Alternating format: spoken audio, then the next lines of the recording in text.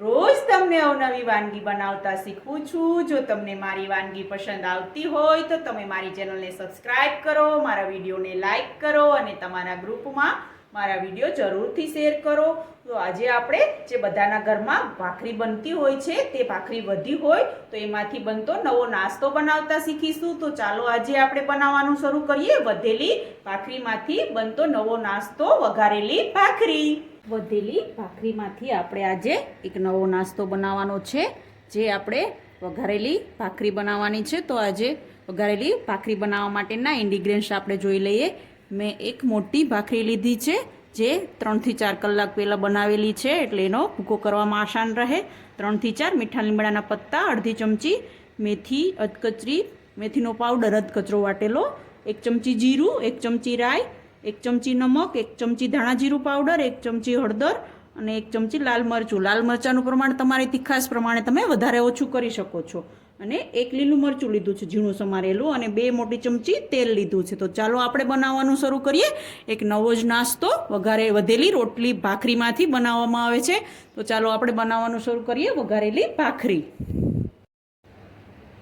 વઘારેલી ભાખરી બનાવવા માટે આપણે જે 3 થી 4 કલાક પહેલાં ભાખરી બનાવેલી હોય છે, મીન્સ કે સવારે આપણે ભાખરી બનાવી હોય અને વધી હોય તો બપોરે તમે વઘારેલી ભાખરી બનાવી શકો છો। એને દહીં જોડે ખાવ તો બી મસ્ત લાગે, ચા જોડે બી મસ્ત લાગે। તો હવે આપણે જે ભાખરી છે તેનો ભૂકો કરવાનો છે। તો આવી રીતે એના હાથ વડે તમારે હાથમાં આમ લઈ અને એનો અધકચરો ભૂકો કરી લેવાનો છે। સેજ અમથી તમે ભાખરી જો ભૂકો ન થાય તમારાથી તો આપણે એને સેજ ગરમ કરી અને ભૂકો કરશો તો મસ્ત રીતે ભૂકો તૈયાર થઈ જશે। તો આપણે આવી રીતે ભાખરીનો અધકચરો ભૂકો કરી લેશું અને પછી વઘાર કરી લેશું।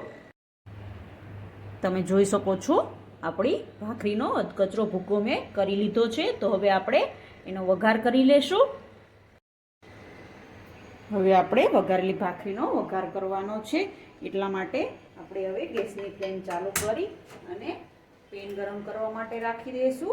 અને પેન ગરમ કરવા માટે રાખી અને પછી આપણે જે 2 મોટી ચમચી તેલ લીધું છે તે એડ કરી દઈશું અને તેલને ગરમ થવા દઈશું। તમે આવી રીતે ભાખરી વઘારશો તો એકદમ જે આપણે મુઠિયા બનાવીએ છીએ એના જેવો જ ટેસ્ટ આવે છે। તો તમે જ્યારે પણ ઘરમાં ભાખરી વધે ત્યારે આ રીતથી ઘરે જરૂરથી ટ્રાય કરજો। બહુ ખૂબ જ મસ્ત ટેસ્ટી બને છે અને બાળકોને પણ ખૂબ જ ભાવશે। બાળકો જ્યારે 5 થી 6 વાગે ભૂખ્યા થાય અને નાસ્તો માંગે અને તમારી પાસે ઠંડી ભાખરી પડી હોય, તમે એને આ રીતથી વઘારીને આપશો ચા જોડે તો એને ખૂબ જ ટેસ્ટી લાગશે અને બાળકો ખાશે પણ ખરા। તો તમે પણ આ રેસીપી ઘરે જરૂરથી ટ્રાય કરજો અને તમને તમારી રેસીપી કેવી બની તે મને કમેન્ટ બોક્સમાં જરૂરથી જણાવજો। તો હવે આપણું તેલ ગરમ થાય એટલે આપણે નવા નાસ્તાનો એક ભાખરી વઘારેલીનો વઘાર કરી લેશું।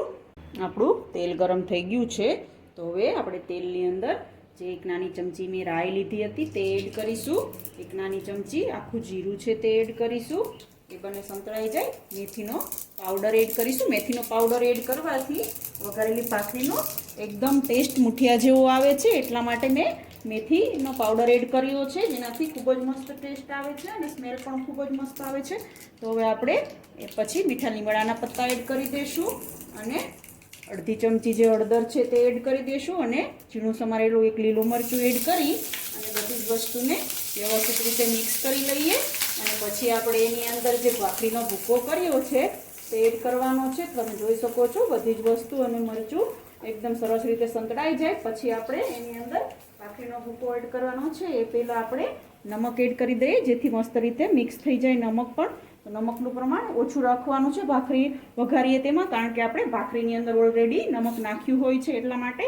હવે બધો જ મસાલો મસ્ત રીતે સંતળાઈ ગયો છે। તો હવે આપણે એની અંદર જે ભાખરીનો ભૂકો કર્યો છે તે એડ કરી દઈશું અને વ્યવસ્થિત રીતે એને મિક્સ કરી લેશું। તમે જોઈ શકો છો હવે આપણે ભાખરીના ભૂકાને જે બધો મસાલો આપણો સાંતળ્યો હતો તેની અંદર આવી રીતે મિક્સ કરી લેવાનો છે અને ગેસની ફ્લેમ સ્લો રાખી અને પકવવાનો છે, જેથી એકદમ મસ્ત ક્રિસ્પી અને ટેસ્ટી બને।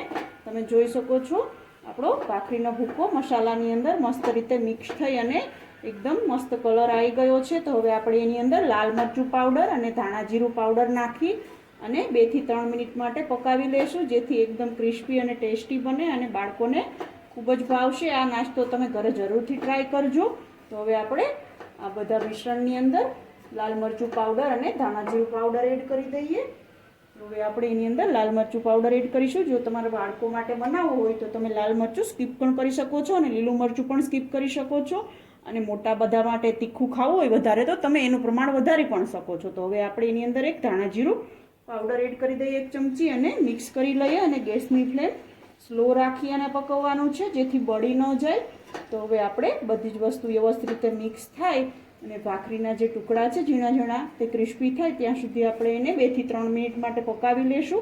આવી રીતે ચમચો ચલાવતા જ પકાવવાનું છે. તમે એને એકદમ સ્થિર રાખીને પકાવશો તો તે તળિયે દાજી જશે.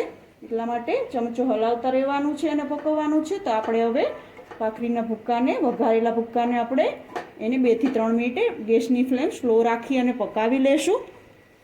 જોઈ શકો છો આપણી વઘારેલી ભાખરીનો ભૂકો મસ્ત રીતે તૈયાર થઈ ગયો છે. મસ્ત ક્રિસ્પી અને ટેસ્ટી, એકદમ દેખાવ પણ કેવો મસ્ત બન્યો છે. તો તમે આ રેસીપી ઘરે જરૂરથી ટ્રાય કરજો અને તમારી રેસીપી કેવી બની તે મને કમેન્ટ બોક્સમાં જરૂરથી જણાવજો.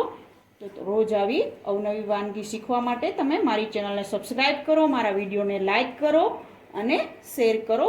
તો હવે આપણે ગેસની ફ્લેમ બંધ કરી અને આ વઘારેલા નવા નાસ્તાને આપણે એક બાઉલમાં કાઢી સર્વિંગ માટે સર્વ કરી લઈ લેશું. તૈયાર છે વધેલી ભાખરીમાંથી બનતો એકદમ ખૂબ જ નવો ટેસ્ટી નાસ્તો. તે ખાવામાં ખૂબ જ ટેસ્ટી લાગે છે અને બનાવવામાં પણ ખૂબ જ આસાન છે. તો તમે જ્યારે પણ ઘરે ભાખરી વધે ત્યારે તમે આ નાસ્તો ઘરે જરૂરથી ટ્રાય કરજો અને તમારો નાસ્તો કેવો બન્યો તે મને કમેન્ટ બોક્સમાં જરૂરથી જણાવજો. કેવી લાગી આજની રેસીપી તમને? જો તમને મારી રેસીપી પસંદ આવી હોય તો તમે મારી ચેનલને સબસ્ક્રાઈબ કરો, લાઈક કરો અને શેર કરો. તો રોજ આવી અવનવી વાનગી જોવા માટે જોતા રહો રંગત, ખાણીપીણીના શોખીન ગુજરાતીઓની. Thanks for watching.